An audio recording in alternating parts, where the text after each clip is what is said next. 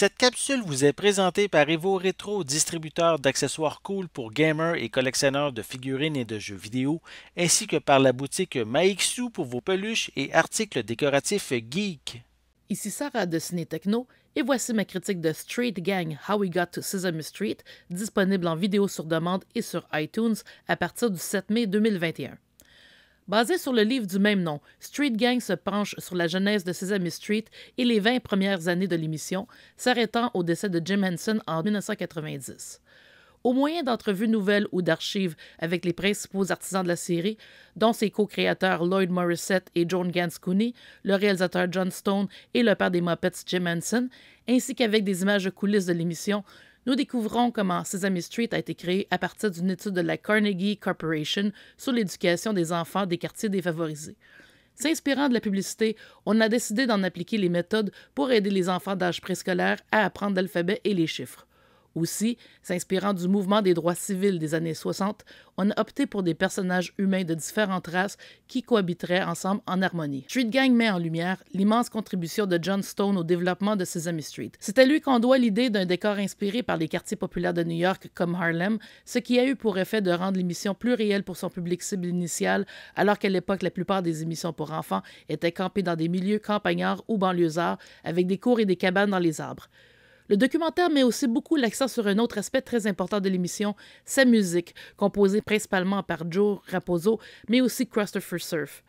Raposo en particulier avait la capacité de trouver la mélodie voulue en quelques minutes.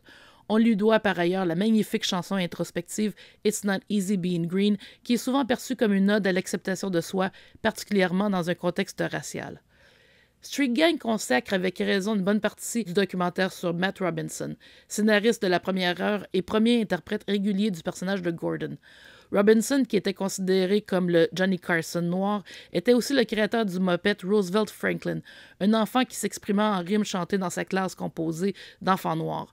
Le personnage était controversé du fait qu'il donnait l'impression que les Noirs n'étaient bons que pour faire de la musique, alors que le but de Robinson était de rappeler que la communauté multiethnique harmonieuse présentée dans Sesame Street n'était pas toujours le reflet de la société.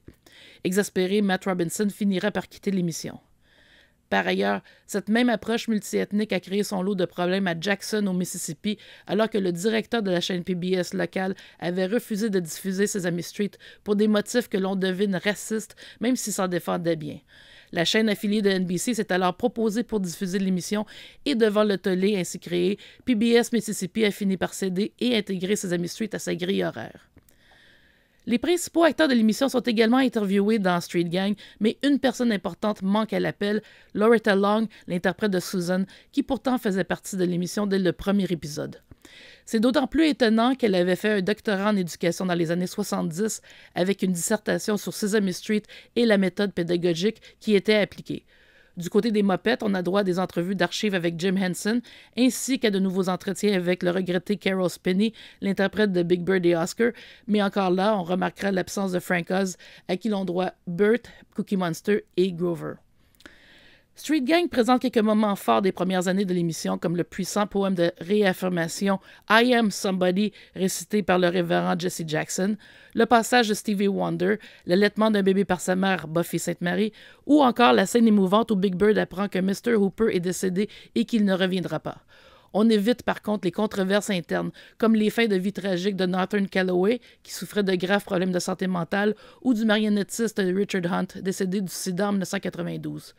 Le documentaire ne s'attarde pas non plus sur les critiques envers Sesame Street, dont celles comme quoi l'émission aurait contribué à diminuer la capacité d'attention des enfants. Cependant, puisque Sesame Street a pu bénéficier de bien des vidéos d'archives, Street Gang est riche en séquences de coulisses, de longues entrevues d'époque avec des personnes aujourd'hui décédées comme John Stone et Joe Raposo, et même d'images de réunions et comités de préparation de l'émission. Sesame Street a changé la société par son rôle de pionnier de la télévision à la fois éducative et divertissante. Même si les choses ont bien changé et qu'aujourd'hui, l'émission n'a plus le même impact avec son changement de format et son passage à HBO, il y a un avant et un après, et Sesame Street et ses Muppets seront toujours une place de choix dans le cœur des grands enfants qui étaient ses admirateurs de la première heure. Street Gang évite de couvrir les mêmes sujets discutés ad nauseam et saura donc satisfaire même les fans finis de l'émission. Street Gang How We Got to Sesame Street obtient la note de 10 sur 10. Merci d'avoir été à l'écoute.